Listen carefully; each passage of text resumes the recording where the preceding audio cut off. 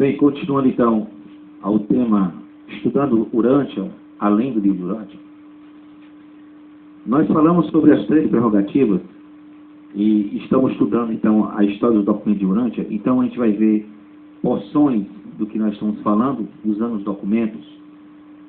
E você pode, na internet, depois eu vou até deixar até possivelmente um link desse livro, História dos Documentos de Urântia, para você acessar, e depois você vai ver o que eu estou falando, se não bate com a história de Francisco Santos de Oliveira, que fala de toda a questão do livro de Urântia.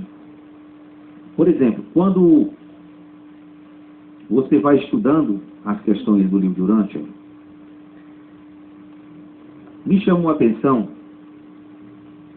por exemplo, na história oficial do livro de Urântia, é contado na página 19 desse livro, que é a própria Fraternidade Internacional Urântia, 2 histórias para o livro de Urântia. Veja só, na nota diz assim: eu estou usando 2 diferentes histórias do movimento de Urântia para algumas informações específicas. Para clareza, eu as identifico, isso o Francisco de Oliveira falando.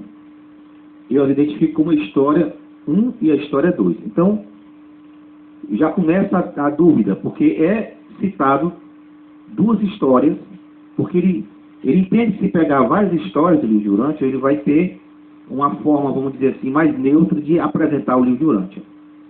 A história 1 é uma curta narrativa histórica de 14 páginas. A capa desse documento declara que ele foi escrito por um grupo de pioneiros urantianos, assistidos por membros da comissão de contato.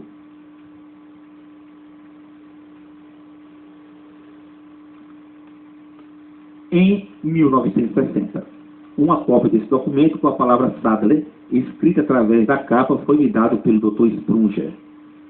Contém indicações, deixa eu só fechar aqui o texto. Contém indicações de edição e anotações que provavelmente foram escritas pelo Dr. Sadler.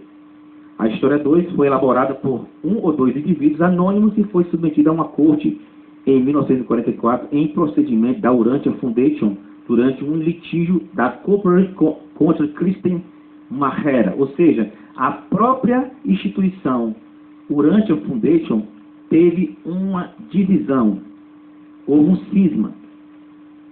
A própria história do Urântia está contando isso. Ou seja, mais um indício de que foi uma instituição humana com falhas que conduziu todo esse livro de Urântia. Então, é muita, às vezes até, vamos dizer, ingenuidade, alguém usar o livro de Urântia como um texto normativo, dizendo que acredita ipsilitre, literalmente todas as letras e palavras que estão ali, se passou por uma organização humana que se auto-dividiu.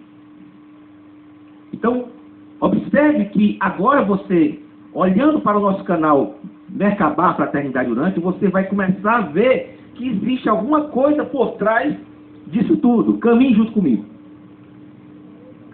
Embora a Urantia Foundation e outros continuem a se referir a este documento como descrito pelo Dr. Sadler, quase certamente isso não ocorreu.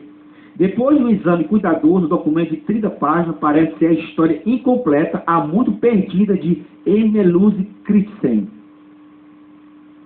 Inclusive, eu não sei se vocês sabiam, existe dentro dessa história do livro de Urântia apócrifos do livro de Urântia.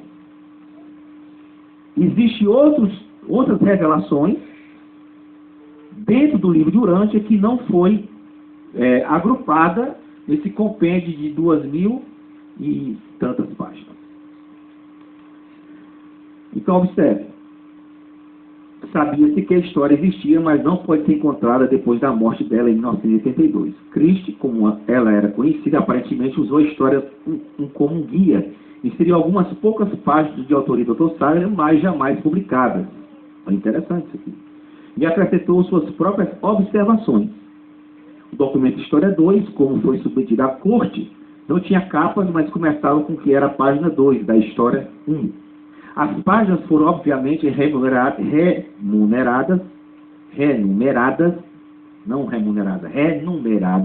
ou contados novamente, tendo em alguns casos 2 números de páginas conflitantes.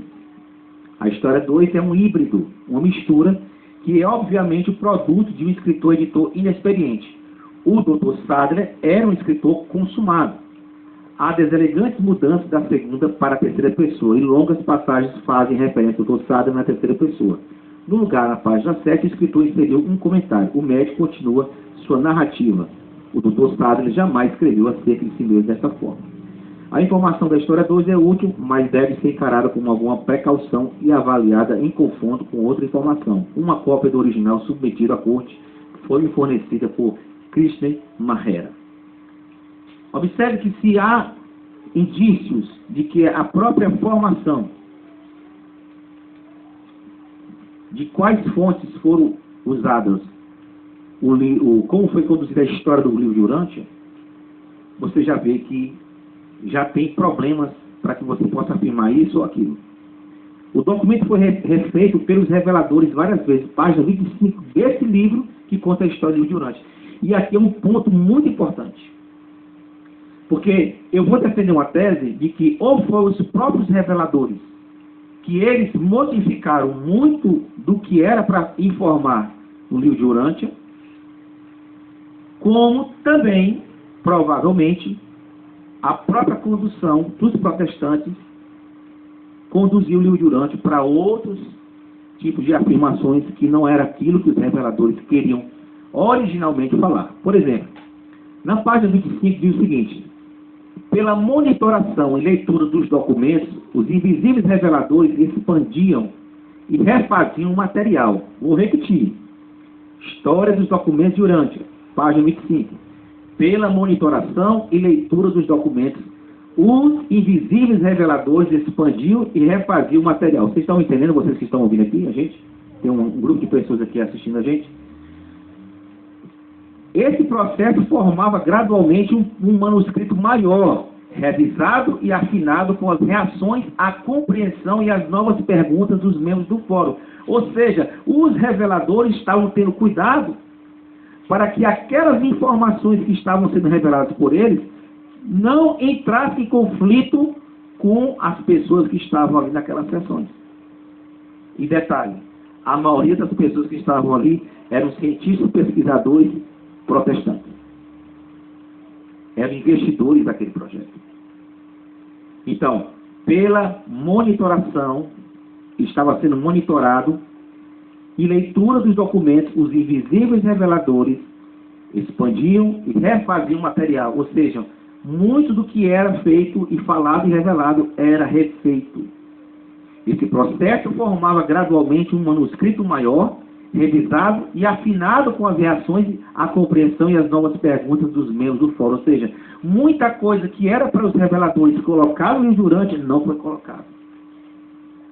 Muitas coisas que os extraterrestres queriam falar, eles não falaram e adaptaram de acordo com o que ele está falando aqui. Gradualmente, as reações e compreensões das novas perguntas dos membros do fórum. O fórum era um grupo de debate que começou a estudar aquela pessoa, aquele cara que ficava adormecido. Isso indica o seguinte: o arranjo inicial era bastante informal e continuou por aproximadamente 8 meses, depois que o primeiro documento foi lido para o fórum. Naquela ocasião, o Dr. Sadler anunciou para os membros que a comissão de contato tinha sido instruída para fazer do fórum um grupo fechado. A observação que eu coloquei aqui. Isso indica que o livro, supostamente, foi direcionado de acordo com o público e com a cultura daquele auditório, que em sua grande maioria era contrária a fenômenos de mediunidade. Aqui nasce a primeira teoria sobre a não afirmação da doutrina da reencarnação em mediunidade e fenômenos espíritos no livro de Urântia. Houve interesse da parte dos 24 reveladores que o livro de Urântia não fugisse ao conceito religioso dos participantes das sessões que o sujeito adormecido estava, levando a teologia do livro a uma contradição dos segmentos mediúnicos, porque o que estava em jogo era muito maior do que tratar sobre reencarnação, e sim dos objetivos de levar a quinta revelação a seu pleno cumprimento. E tudo indica que para isso deveria ser acomodado ao público que estava patrocinando todo esse evento. Lembra da pergunta do filho do Dr. Sadler, Bill Sadler Jr.? Qual foi a pergunta que ele fez? Pai, há alguém ganhando dinheiro com isso? Resposta do Dr. Sadler: não, filho, mas há um bom número de pessoas que estão gastando dinheiro nisso. Ou seja, há muito dinheiro sendo investido naquela época no Rio de Urântia. E era o sistema religioso protestante. Então, isso já nos abre o link para sabermos que algo estava de errado e que não só os próprios reveladores tinham um conceito de passar a quinta revelação, o conceito maior, a essência, e adaptar a revelação de acordo com o público que estava ali investindo, porque os reveladores tinham pressa que aquela revelação chegasse à humanidade, e eles não poderiam se deter a querelas, a problemas, discussões teológicas que iriam impedir o processo da quinta revelação.